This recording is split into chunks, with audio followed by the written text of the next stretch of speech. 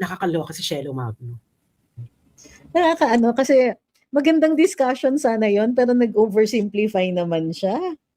Hindi, ang ano kasi niya, the problem with what Shelo Magno is saying is she is clearly using it to forward an agenda. Correct. Ano yan, it's prevalent. Yeah, go ahead. Diba? Ano to parang you're no longer doing science. You're no longer doing science or science communication, Shelo Magno. This is the plain propaganda. Kasi ang daming kasi kasi they are saving the image of the priest. Correct. Totoo yan. Kasi di ba yun yung spokesperson nila, yung priest. Tapos sinabi, kaya galit kasi tagal ng addict. Hindi rin natin alam kung hindi ka rin nag-addict na yun. Di ba? So, parang, so yun yung eksena. Yun yung and remember ang addiction lumilipat yan. Correct. I agree. Lumilipat yan. When you got hooked for a long time, kailangan mo siya ibaling sa iba.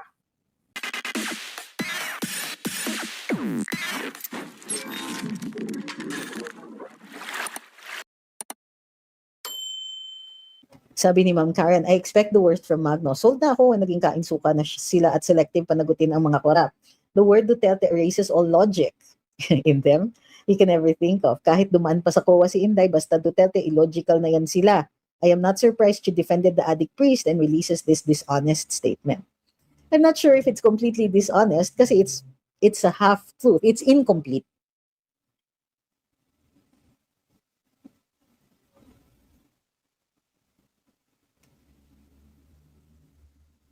Sabi ni Sir Maxi, environment for sure. As an adult, inabot nila si Digong. He was in jail from the time of Tatay Digong until BBM. When he was released, it only took 8 months, nag-drugs uli. He passed. Sayang, I'm so sorry. Our condolences po. Sir Bog says, may isang pare na dating may problema sa drug addiction, humihingi ng dasal mula sa taong bayan, nagabayan siya upang labanan si VP Sara. Ay,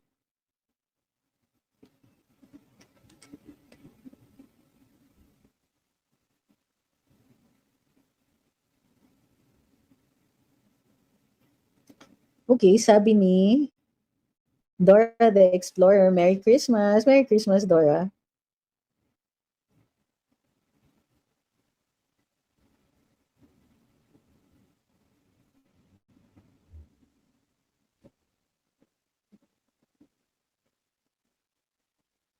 Hinahanap ko yung isang comment na wala May nag-comment na, Madam, don't spread lies.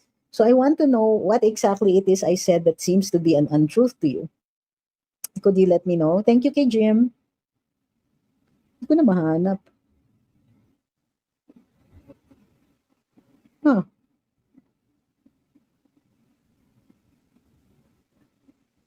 So, mahanap. Nasaan na yun? Okay, well, I hope na ibalik niya. Sabi ni Fast Gamer, I love your knowledge sa genetics. Bali, addiction does not depend on genes. Tama po ba understanding ko? Yan po yung mga sinasagot. It's more complicated than saying that the person has a genetic predisposition.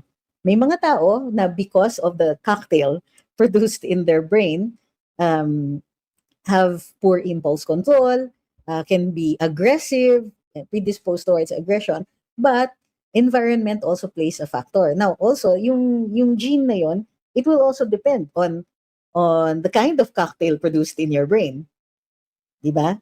It will depend on the amount of, let's say, if there's so much dopamine, or if there's not enough dopamine, or if there's no serotonin, o sobra yung serotonin released after aggressive behavior. So, it will depend talaga. Ang daming factors. In other words, ang sinasabi ng mga geneticists is that it's more complicated than that. So we can actually map, di ba? We can map. Itong gene mo, you have the MAOA-L gene. Pero your gene produces ganito. The doctors can then advise the parents, okay, your child has poor impulse control, so babantayan nyo. Huwag nyo masyadong papagalitan kasi nga may disposition to that.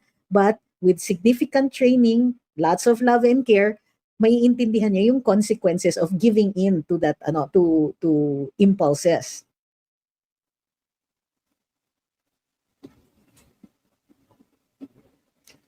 Thank you kay R. Cruzado, 94. Maraming salamat po sa inyo.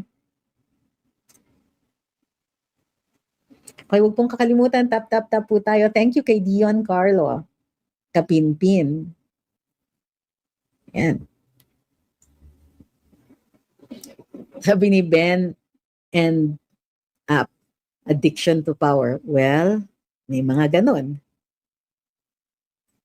Sabi ni Mike, Cello seems like downplaying the fact that drug abuse is destructive and dangerous and should not be normalized. May ganun din pong aspeto siguro. Thank you kay Dion Carlo. Again, maraming salamat. Sabi ni Yan, mean they lack bolts and nuts? No. Iba lang talaga yung, there's a formula, kumbaga. There is a normal production, but even normal productions of, let's say, dopamine, serotonin, and norepinephrine, okay? And there's some where, madali pa, you can adjust and so on. But age is also a factor, by the way. So some people, age-related yung dopamine production. My father, for example, he died of complications of Parkinson's because at some point, his brain was no longer producing enough. So nag-shake ng konti yung kamay niya, ganyan. Michael J. Fox, di ba? Maaga because the dopamine production in his brain, kumbaga masyadong mababa. So, yung shaking ng katawan niya, the dopamine kasi is a neurotransmitter. So, it regulates yung messaging from the brain to your muscles. So, yung sa kanya, it fires off and nag-shake yung niya, yung kamay niya. Sabi ni Ponyos, do you share the view that couples should undergo genetic compatibility testing before conceiving a child? Papunta ka na sa designer babies niyan. Merong genetic compatibility testing talaga. No, not testing. The individuals can be tested for examination of their genes when there is a genetic predisposition towards certain diseases. Merong discoveries na that there's certain breast cancers na nadidiscover, ito dito sa gene, nakikita na yan. So, Angelina Jolie, for example. So, nung na-detect yung early stage ng kanyang breast cancer, kaagad na siya nagpa-radical mastectomy on both breasts even if there was no cancer yet. So, merong mga ganon. Maaga pa lang, they see the predisposition to certain diseases. Or for example, can you pass on to your children certain fatal diseases? One of my children was examined and may genetic testings done on her blood because she was born with VACTERL association. Kulang pa kasi ang studies kung talagang may genetic predisposition towards it. But at the time when she was born, the science said that it's really, a random thing. It's not hereditary. So, I believe that if it were possible, then persons who have concerns about their health or there are family health concerns, for example, a tendency towards diabetes, there's a kind of diabetes that appears only in seniors or geriatric diabetes, then pwedeng ganun. Pwedeng you get tested so that you know that na-anticipate nyo na ano yung magiging care nyo.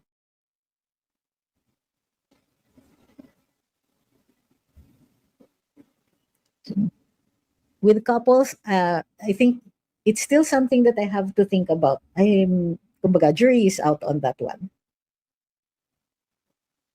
Yes, sabi ni Fast Gamer, tama po bang sabihin na we do not inherit addiction itself, we inherit the vulnerability? Yes. And as a matter of fact, if you have relatives, kung maraming relatives na, may criminal behavior, may addictions, may addictive personalities, ganyan. So, ulitin ko it's more complicated than that. So, tama kayo, you inherit a vulnerability kasi predisposition lang siya. It doesn't mean that you're going to be one. Kasi environment. Yes, mental issues, there are some, lalong-lalo na if it's a protein imbalance. There's a certain protein na hindi na produce ng brain, which could regulate your behavior, aggression, and so on. Hi kay Brian. Uy, maginaw pala sa France. Stay warm. Sir Maxi says, 10 daw silang kids. One sibling got the mother's side and father's side diseases, asthma and diabetes, while the rest of us didn't get it. Recessive yung genetic trait. Ngayon, same. I know a family na ganon. Of all the kids, there are 9 children. 8 of them had asthma. But when the one that didn't have asthma produced kids that had no asthma. But one sibling who had asthma produced kids that had no asthma also.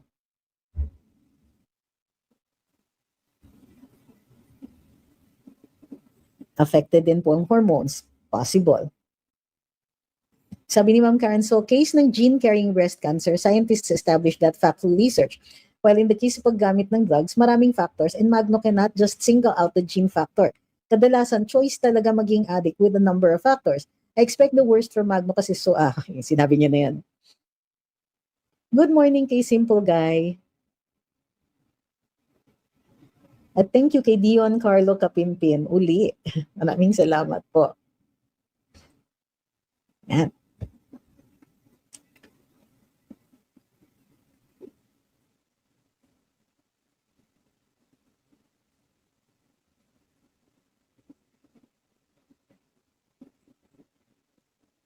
Ay, naghahanap ako ng ano. Ito, sabi ni John Christian Bahado, I was an addict for many years and was at the point of almost dying. I changed and am now 22 years sober. Sana magbago na din ang mga B. Understood.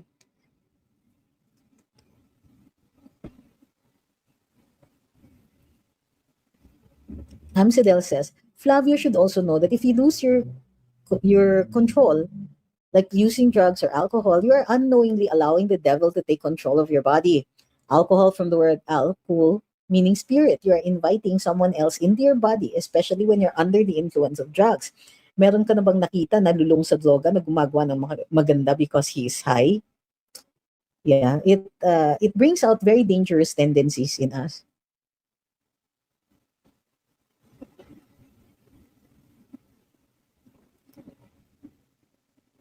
Sabi ni Raymond, inadvertently or not, itong bangag, like B na si Magno, trying to teach us that addiction is genes. And I understand your concern, ano?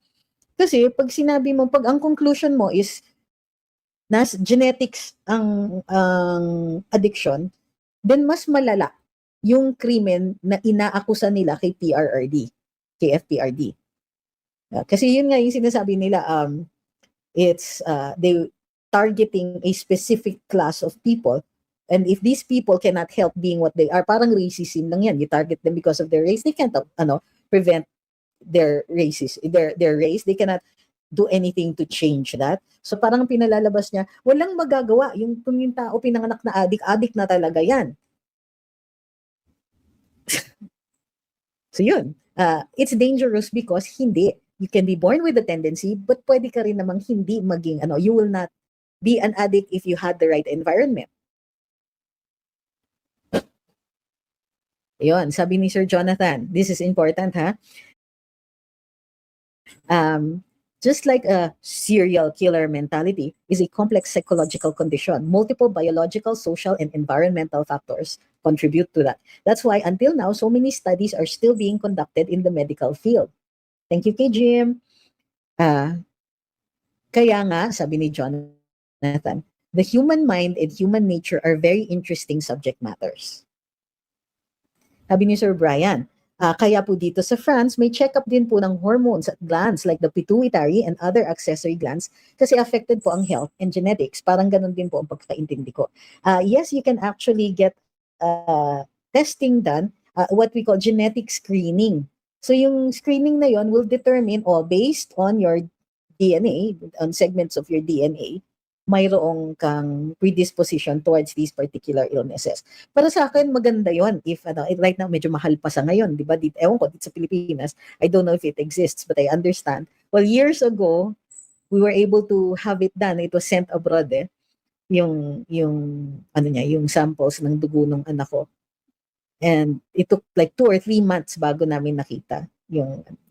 It's important for us to be prepared, di ba? Kunwari, yung anak mo may predisposition towards this or that. Now, mayroon din ibang mga genetic screenings that are being conducted. Well, not really a screening, pero dun sa pag-test ng mothers, pregnant women, nade-determine, for example, kung your child will be born with Down syndrome and so on, early testing po yun. So, mayroon mga ganyan.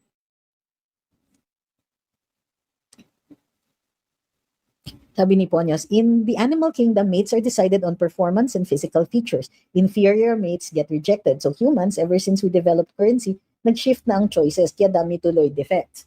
Well, there were much more defects during when in areas predisposed towards a monarchy, diba? When you have monarchical forms of government, you tend to to to keep it all in the family. So you marry your cousins, your sisters, brothers, ganyan. Kahit ang lalapit. So in Europe, there was a high incidence of certain,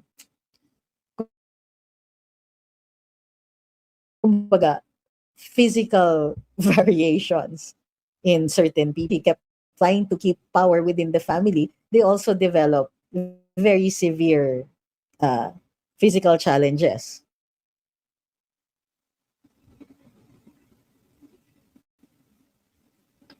Thank you kay Pilipinas for reposting. Don't forget, tap po tayo.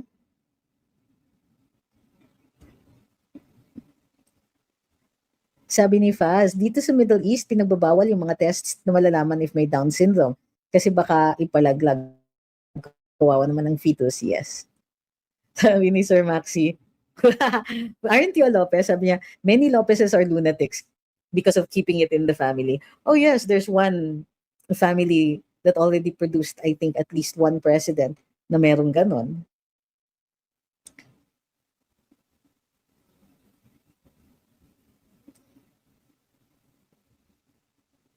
Hi kay Brit Scott.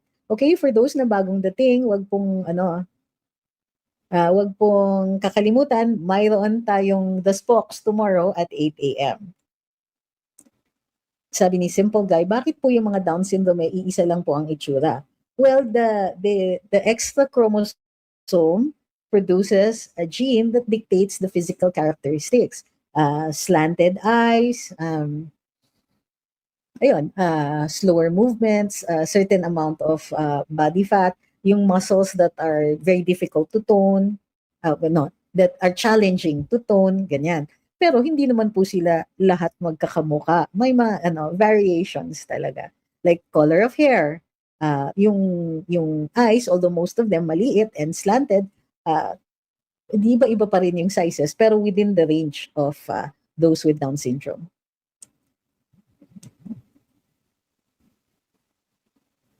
Sabi ni Ma'am Cheryl, sa Saudi, daming may sakit na thalassemia. Like my daughter, boss, gawa ng normal sa kanila magpakasal sa pinsan o kamag-anak din. Sabi ni I'm Harper Jean, speaking of Spokes, I love your makeup and OOTD every time. Malilate ako. Pagka nalilate ako, it means usually na hindi ako na I'm having a bad clothes day. So,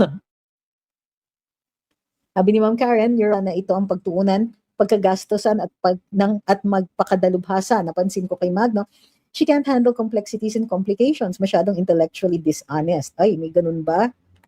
Okay. Merry Christmas, Attorney, and I'm glad you spent it with us and your avid live fans. May this day remind us all, kahit maraming magnanakaw at Dixie B, si Jesus pa rin ang rason today and He is not blind sa oppression. Ito, sabi ni Lumpia Queen, when I was pregnant with my daughter, they required genetic testing here in California, and we found out that my husband is positive E and I'm positive S. Ma'am, paki-elaborate po kung ano po yung mga yan. Ayun, sabi ni Ma'am. So there's a big possibility that my daughter will get either 50% for both of us. When I gave birth, lucky my daughter only gets 25%. So,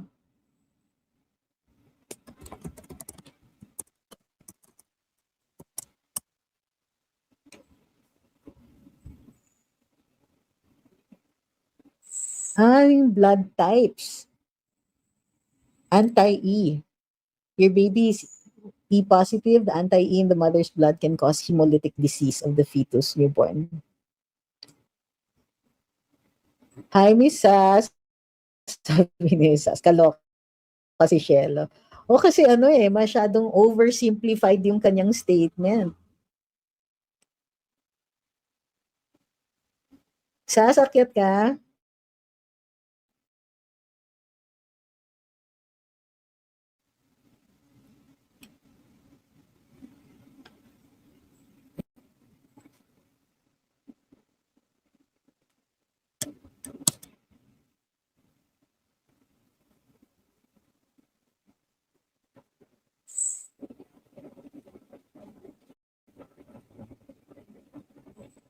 Ayan, can you see it?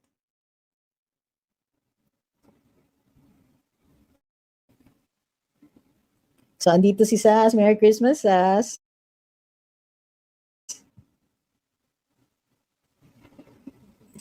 Tayo natin si Sas.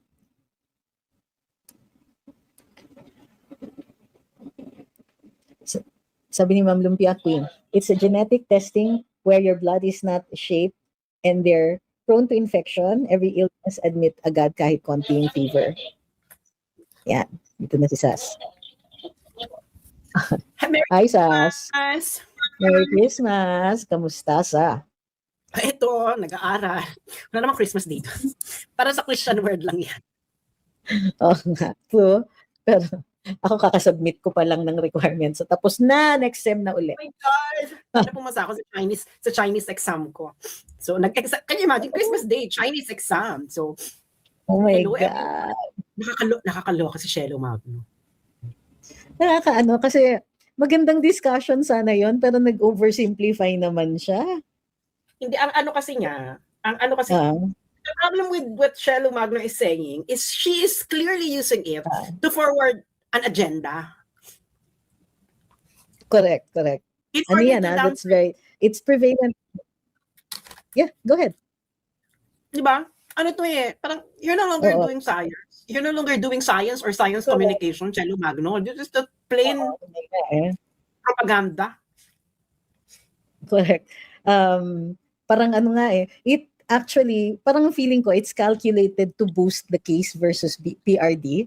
If you say na, yun nga, genetic lang ang addiction, therefore, nagiging parang genocide. Parang then when you target them, you're targeting them as a class. Nagkakaroon ng argument, wrong of course, for something like a class legislation. Ay, nakakaloka. Ang meron sa genes, what it does is that it makes you susceptible. Actually, all of us are susceptible to addiction. Iba-iba nga lang. Addiction doesn't necessarily need to be drugs. Kaya ka nga naki-crave. Okay? That's addiction to a particular food. Okay? So yung meron it's just the way how your brain releases certain neurotransmitters. Okay? That makes you susceptible into addiction. Yung addiction na yan na sinasabi sa literature, that's addiction in general. Kasi nga, isa lang naman ang mechanism ng addiction. So, isa lang ang mechanism ng addiction. Okay? Pero the thing is, the serotonin cocktail Yeah. Pero the thing is, kasi nga, ito kasi yung misreading sa genes, no? And people, people like Shelo, na pag sinabing genetic, ibig sabihin, yun na yun. Because I think they are mistaking. Kasi nga, you can really know what the color of the eye of your child would be by screening their genes. Hindi ko kasi nakikita. Pero that's different. Kasi that is a clear physical pathway. Totoo, hindi behavior yan. Hindi siya behavioral. So may yung linking ng behavior sa genes, hindi siya one-to-one mapping katulad ng alam mo na magiging blue yung mata ng anak mo, magiging brown or magiging left-handed or magiging right-handed, 'di ba? Or they're gonna have this skin color, this XYZ whatever. Ano 'yon? That's sure as gold because physical yung pathway. Pero yung behavior, meron siyang tinawag ng behavior, meron tong, hindi ito yung ano, it is not a non-linear connection from your genes to your actual behavior. Right? Lalo na yung exact behavior. Pag sinabi mo, bakit ka sa drug? Bakit ka sa shabs na addict? Pinili mo ang shabs. Correct. You could have eaten cake and have the same kind of Addiction. response. Exactly. Yung Pero, release ng serotonin yan eh. Di ba, Attorney Trixie? You can have eaten cake. You know, you can have eaten, ano ba yung mga chocolate? You can eat chocolate and get the same kind of cravings and addiction. Pero yung sasabihin mo, pinili mo yung shops. Naging addict ka sa shops because genetic. Wait lang. You have a predisposition to be addicted on anything. Actually, gradations yan, no? Lahat tayo meron yan. Kaya kita nyo, di ba, nakikita nyo sarili nyo, na-addict kayo sa video game. It's the same mechanism. Same mechanism. Serotonin plus dopamine. Ang problema nga lang kasi sa illegal drugs that you get addicted to, it's chemical. It actually changes your chemistry. Yun yung malala. And rewires your brain. Chemistry. And it rewires your brain. So and what's this? And that is already beyond the gene. The gene will not determine how your brain will be rewired. Yun nga lang, meron ka na magkakaroon ng craving for certain. Kung addict ka, you can be addicted to video games. You can be addicted to sports. You can even addicted to success. You could. Correct. So there's a high kasi. Yes. Yung production ng high is related to the release of serotonins. Yes. Uy, nandito si Joey. Teka. Napindot ko si Joey dito sa TikTok. Sandali. Hi Joey. Gusto mo sa ano? Gusto mo mag-join sa ano? Hi, gusto mo mag-join dun sa StreamYard? Ay, gano'n. Andun si Sas. Oo, andun si Sas. Lika. Padala ko dun sa ano. Naka-post naman sa YouTube. Pero pagpunta, saan ka ba mag-StreamYard? YouTube? Sa YouTube. I-post ko sa ano ng YouTube. Okay. I'll see you there. See you. Kasi ang daming kasi kasi nga they are saving the image of the priest. Correct. Totoo yan. Kasi di ba yun yung spokesperson nila yung priest. Tapos sinabi, kaya galit kasi talagang addict. Hindi rin natin alam kung hindi ka rin nag-addict na yun. Di ba? So, parang, so yun yung eksena. Yun yung, and remember ang addiction lumilipat yan. Correct. I agree. Lumilipat yan. When you got hooked for a long time, kailangan mo siya ibaling sa iba. So, even nga if you have the MAOAL gene na dun sa Dutch study that was conducted in 1983, 1973. Hala, nawala ko na. Hi, Joey. Yan si Joey. Hello. Good evening, everyone. Wala kang video. Teka lang, nasa kama pa ako. So, nagulat ako, meron ako invite sa TikTok eh. Napindot ko yun actually. Sorry. Nakalabit ko bigla. So, yun nga. So, ulitin natin just for the benefit of dun sa mga bagong dating dahil dumating rin they bring their own audience Sas and Joey. So, for those who are new here, what is a gene? Okay? A gene is a segment of DNA. It is a manual or it is a code. Okay, what it provides is a code. Hi kay Jules. Andito din si Julius. Julius is also a healthcare worker. Hindi to code katulad sa computer ha, but it's just like what they call it, no? It's code. Okay. It's parang kumbaga in layman's terms, it's an instruction manual. So, it is not a command. Bakit hindi siya command? It means that it instructs in the production of proteins. It instructs in the creation of certain proteins. It's a code, kumbaga, that your body receives. Kumbaga, your body will read these instructions and produce certain proteins. So the MAOA-L variant has something, kumbaga, variant. So genes have variations. Not everybody has the same genes. Not all genes will produce the same code, even if they're the same genes. So there are variations of genes called alleles. So in the study of a Dutch family where there were so many males, it was a large family, many of the males had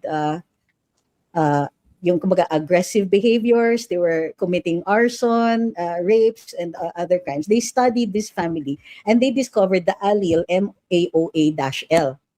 MAOA-L gives a different set of instructions in the production of proteins. The proteins regulating the serotonin, dopamine, and no epinephrine are iba. Iba siya doon sa what we call the normal range. So nagkakaroon ngayon ng these are this MAOA-L variant is similar also to the gene that regulates your let's say the amount of dopamine. So if the protein in your brain it doesn't regulate the production, it regulates where the dopamine will go after the neurotransmitter has fired up. So saan pupunta yon? Normally in a normal person ma-absorb lang yan, and so hindi ka nagkakaroon ng excessive amounts. But there are people who have excessive amounts of dopamine and therefore tend to be ADHD. Meron gano, very very extreme pero meron mga ADHD. Yung kulang nagkakaroon ng Parkinson's. So or may tendency to have Parkinson's. So you prepare. That's why merong mga genetic screening so that you prepare for these predispositions. That way, even if your genetic code says you're going to be producing too much dopamine, maaga pa lang na the child can be put on either kung kailangan ng drugs or to behavioral therapy, which means there are solutions to the predisposition. Yes. So, it's not diba? destiny. Yes. It's not destiny. Saka, it's the gene plus environment. Saka, meron yung override ng brain wiring kasi a gene doesn't do anything. You would have to decide to try a drug in order for you to know even if you have a predisposition. Parang ano lang yan. What's this? Parang ako, kasi nagpa-DNA test na ako eh. So alam ko yung mga meron akong kinikerring gene for. Like meron akong ano tong sa intestine, yung celiac. So I have a 20%, hindi naman siya 20% pa, pero that's already a huge percentage for possibility. So meron akong 20% chance risk of developing celiac disease. So alam ko yung mga ko. And actually, doon sa DNA test, meron ding hindi totoo.